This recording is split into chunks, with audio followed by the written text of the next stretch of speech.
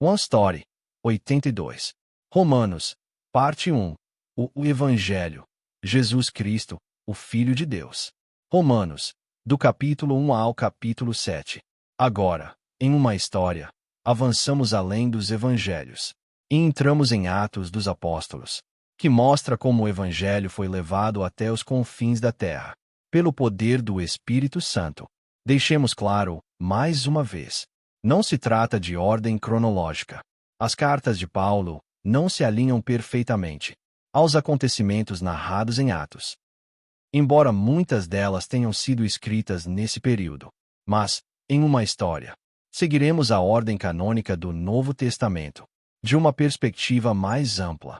Podemos dizer que Atos mostra quando o Evangelho começou a se espalhar. Agora, a pergunta é: o que exatamente é esse Evangelho? E como devem viver aqueles que o receberam? Essas são as questões que as epístolas respondem. Quando os crentes da igreja primitiva foram traspassados no coração pela obra do Espírito Santo em Jesus Cristo, eles passaram a compartilhar todas as coisas em comum. Mas essa transformação ainda não estava consolidada, nem claramente compreendida. Eles não sabiam como interpretar essa mudança, ou como aplicá-la em suas vidas. Foi por isso que, quando alguns judeus voltaram a insistir na circuncisão, ou a enfatizar a lei, muitos crentes ficaram confusos, mesmo que, em termos cronológicos.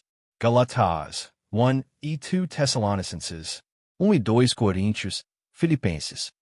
E então Romanos venham primeiro depois dos Evangelhos e de Atos. Romanos foi colocado em primeiro lugar entre as cartas do Novo Testamento, porque explica o Evangelho de forma mais clara e completa. Portanto, Romanos é crucial.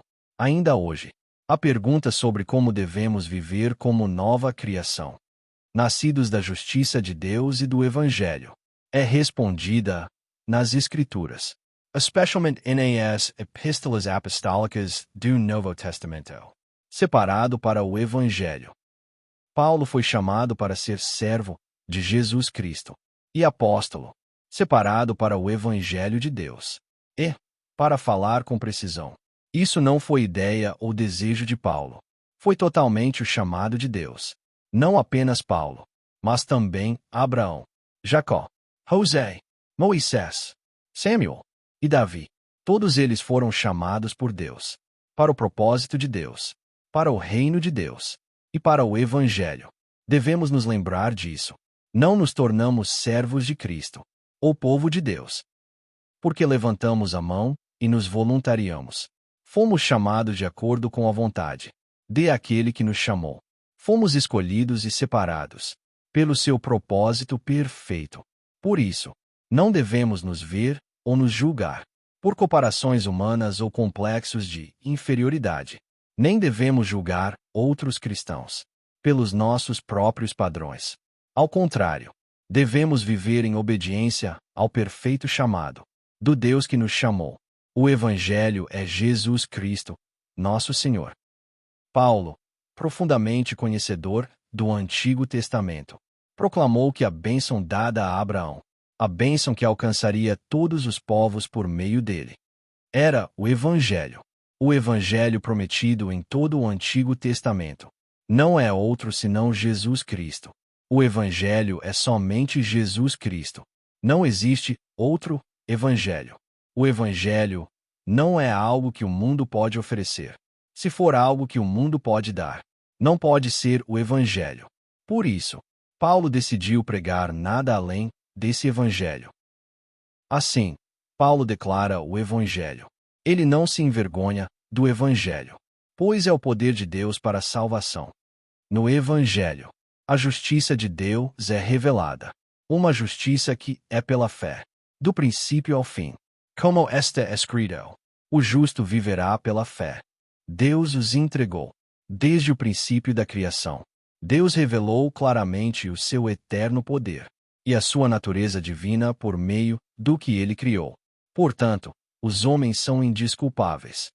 Eles conheceram a Deus, mas não o glorificaram como Deus, nem lhe deram graças.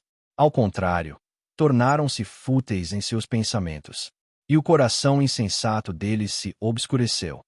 Afirmando que eram sábios, tornaram-se loucos, e trocaram a glória do Deus incorruptível por imagens de coisas corruptíveis. Então, Deus os entregou aos desejos pecaminosos de seus corações, à impureza. Os entregou às paixões vergonhosas. Os entregou a uma mente depravada, para fazerem o que não deviam.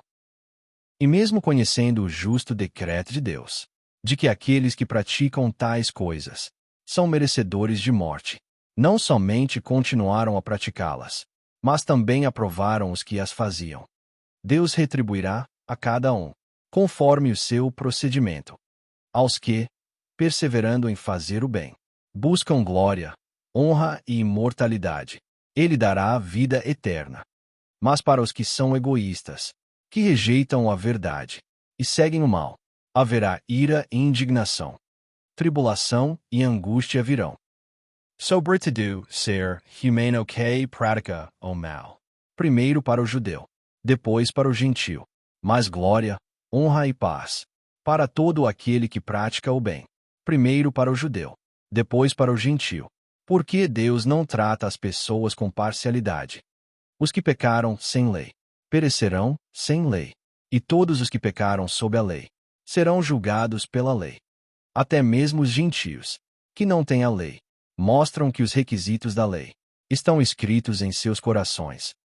A consciência deles dá testemunho disso, e seus pensamentos ora os acusam, ora os defendem. Pois não são os que ouvem a lei, que são justos diante de Deus, mas os que obedecem à lei serão declarados justos. Não há justo, nenhum sequer. Paulo continua dizendo: a verdadeira identidade de judeu não está apenas na aparência exterior, nem a circuncisão é apenas física. Não, o verdadeiro judeu é aquele que o é interiormente, e a circuncisão é a do coração, realizada pelo Espírito, e não pela letra da lei. Assim, judeus e gentios estão todos debaixo do pecado. E Paulo cita as Escrituras para proclamar: não há nenhum justo, nenhum sequer. Não há ninguém que entenda. Não há quem busque a Deus. Todos se desviaram. Tornaram-se juntamente inúteis. Não há ninguém que faça o bem. Nenhum sequer. Não há temor de Deus diante de seus olhos. Portanto, ninguém será declarado justo diante de Deus pelas obras da lei. Pelo contrário, é por meio da lei que nos tornemos conscientes do pecado. A justiça de Deus, conhecer a lei, ou até mesmo vangloriar-se dela, não torna ninguém justo. Ninguém pode cumprir a lei inteira. Ninguém pode obedecer perfeitamente à lei, desde o coração. Assim, todos estão diante da lei como pecadores. E como pecadores, todos devem morrer. Por isso, para que um pecador seja salvo, é necessário que outra justiça seja revelada. Uma justiça diferente da justiça pela lei. Essa é a justiça de Deus. Essa justiça é dada, mediante a fé em Jesus Cristo, a todos os que creem. Não há diferença entre judeus e gentios, pois todos pecaram e estão destituídos da glória de Deus. Mas todos são justificados gratuitamente, por sua graça, mediante a redenção que há em Cristo Jesus. Antes, confirmamos a lei. Um pecador que reconhece sua total incapacidade e impotência diante da lei, clama por um Salvador. Sem a justiça de Deus, sem o verdadeiro Redentor, Jesus Cristo, sem a graça de Deus, ninguém pode ser declarado justo. É somente por meio do mérito de Cristo Jesus. Portanto, diante da obra de Cristo, nenhum pecador tem do que se gloriar. Somos justificados unicamente pela lei da fé, não por obras. Isso significa que anulamos a lei? De modo nenhum. Pelo contrário, confirmamos a lei. Quanto mais entendemos a grandeza da graça de Deus, mais somos constrangidos, em gratidão, a nos colocarmos diante da lei, com reverência e alegria, não para sermos feitos justos, mas porque já fomos declarados justos pela graça. Todo aquele que foi verdadeiramente salvo pela perfeita graça de Deus, desejará viver de modo a refletir a identidade do povo de Deus, os filhos amados do Senhor. E essa vida não será marcada pelo desprezo à lei, mas por um desejo ainda mais profundo de confirmá-la com o coração. É pela justiça que vem somente pela fé. Paulo declara mais uma vez aos judeus que o seu antepassado Abraão foi considerado justo não pela justiça da lei, mas pela justiça que vem pela fé. Abraão foi considerado justo não por causa de suas obras, mas por meio da fé. Assim como o salário é considerado um presente quando é dado a alguém que não trabalhou, assim também é pela graça que Deus justifica o ímpio. E foi sobre isso que Davi falou como bem-aventurança. Bem-aventurados aqueles cujas transgressões são perdoadas, cujos pecados são cobertos. Bem-aventurado é aquele a quem o Senhor jamais atribuirá pecado. Essa mesma bênção é também para nós hoje. Assim como Abraão recebeu o sinal da circuncisão como selo da justiça que tinha pela fé, nós que andamos nas pegadas da fé de Abraão, também somos considerados justos por essa mesma fé. Mas há duas coisas que não podemos deixar passar aqui. Primeiro, no capítulo 3, logo antes disso, Paulo declarou claramente: anulamos, pois, a lei pela fé. De maneira nenhuma. Antes, confirmamos a lei para descobrir a justiça de Deus e finalmente receber a redenção que veio por meio de Cristo Jesus. A lei é essencial. Sem a lei, não reconheceríamos o pecado. Quando não havia lei, o pecado não era levado em conta. E sem a lei, nem mesmo saberíamos o que é pecado. Segundo, depois de termos reconhecido o pecado pela lei e termos sido justificados pela justiça de Deus, não devemos nos esquecer de confirmar a lei. Não para sermos justificados, mas como aqueles que já foram feitos justos. Agora confirmamos a lei, não para alcançar justiça, mas em gratidão por já termos sido justificados, quando ainda éramos pecadores. Aqueles que Deus destinou para receber a salvação pela justiça de Deus certamente serão salvos, não por causa de qualquer coisa que tenham feito, mas por causa da obra perfeita de Deus e de sua graça imparcial.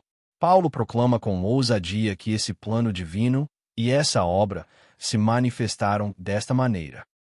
Mas Deus demonstra o seu amor por nós. Cristo morreu por nós quando ainda éramos pecadores. E Paulo também declara em Efésios: bendito seja o Deus e Pai de nosso Senhor Jesus Cristo, que nos abençoou com todas as bênçãos espirituais nas regiões celestiais em Cristo. Porque Deus nos escolheu nele antes da criação do mundo, para sermos santos e irrepreensíveis em sua presença. Em amor nos predestinou para sermos adotados como filhos por meio de Jesus Cristo, conforme o bom propósito da sua vontade. Sim, já percorremos a história de Israel no Antigo Testamento. Vimos suas falhas constantes, sua rebeldia. E, ainda assim, o amor de Deus por eles começou antes mesmo da criação. Porque o Deus onisciente começou a criação com o céu eterno já preparado. E por isso, essa salvação e esse reino celestial são, de fato, perfeitos e completos. Um homem e outro homem. Por meio de um homem, Adão, que era a figura daquele que havia de vir. O pecado entrou no mundo.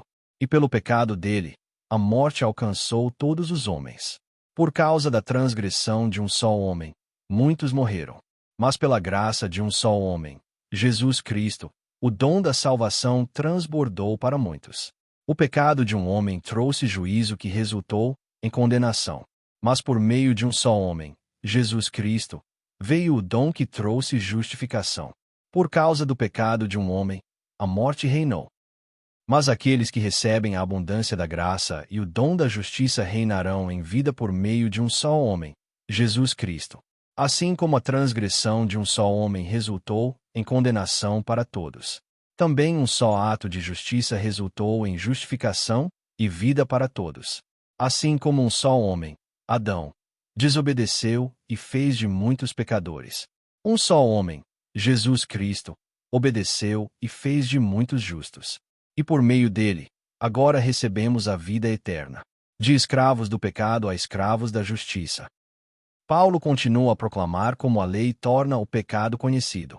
Ele diz: ou vocês não sabem que todos nós, que fomos batizados em Cristo Jesus, fomos batizados em sua morte. Se fomos unidos a ele na semelhança da sua morte, certamente também o seremos na semelhança da sua ressurreição. Pela redenção que veio por Jesus Cristo. Aqueles que antes eram pecadores agora vivem em novidade de vida pela justiça de Deus. Pela justiça que vem pela fé, o nosso velho homem foi crucificado com Cristo. O corpo dominado pelo pecado, o corpo destinado à morte, foi destruído. Já não servimos ao pecado como escravos, porque já fomos libertos e declarados justos. A dívida do pecado foi paga por completo. Aqueles que creem e se apegam à justiça de Deus devem agora considerar-se mortos para o pecado, mas vivos para Deus em Cristo Jesus. É por isso que os que foram feitos justos não devem mais oferecer nenhum dos seus membros ao pecado como instrumentos de injustiça. Pelo contrário, devem oferecer-se a Deus como instrumentos de justiça. O pecado já não será o seu senhor. Porque vocês não estão debaixo da lei, mas debaixo da graça. Os que foram libertos do pecado já não são escravos da morte, mas tornaram-se servos da obediência, que leva à justiça. Quando estávamos na carne, as paixões pecaminosas despertadas pela lei agiam em nosso corpo, produzindo fruto para a morte. Mas agora, tendo sido libertos, nos tornamos servos da justiça. Produzimos fruto que leva à santidade. E o fim disso é a vida eterna. Que homem miserável eu sou! Na carta aos Romanos, Paulo vem declarando a absoluta necessidade e também as claras limitações da lei, e como ela, no fim, nos conduz à justiça de Deus. Ele escreve: de maneira que a lei foi o nosso tutor até Cristo, para que fossemos justificados pela fé. Paulo fala sobre a liberdade do pecado. E ainda assim, mesmo nele, permanece a presença do pecado.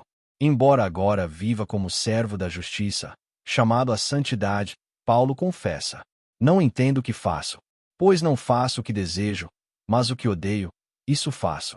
E, se faço o que não quero, concordo que a lei é boa. Neste caso, já não sou eu quem o faz, mas o pecado que habita em mim. Isso é algo que precisamos compreender com clareza. Quando Paulo fala da justiça de Deus, ele se refere à justiça pela fé, receber a redenção em Cristo Jesus.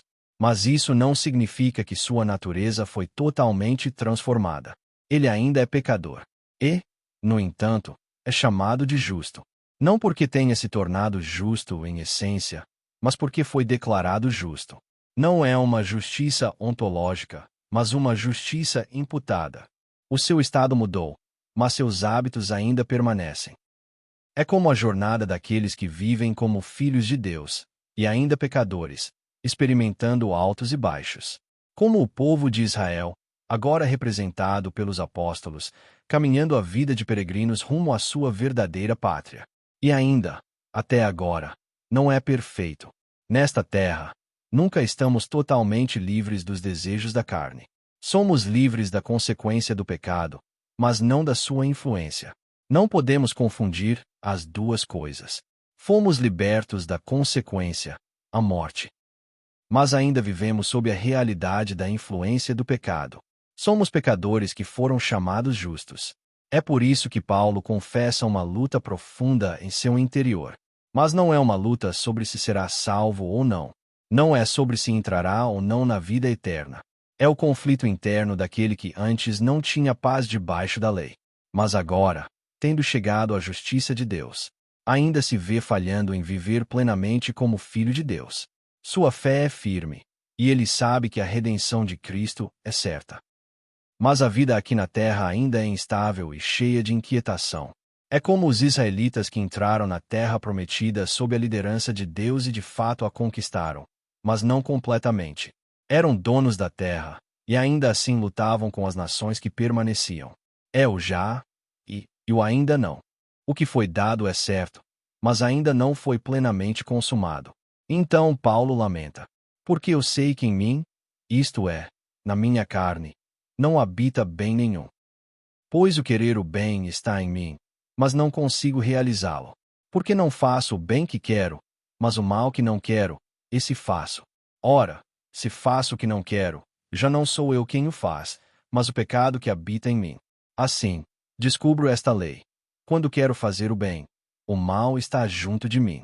Pois, no íntimo do meu ser, tenho prazer na lei de Deus, mas vejo nos meus membros outra lei que guerreia contra a lei da minha mente e me torna prisioneiro da lei do pecado que está nos meus membros. Miserável homem, que eu sou! Quem me livrará do corpo desta morte?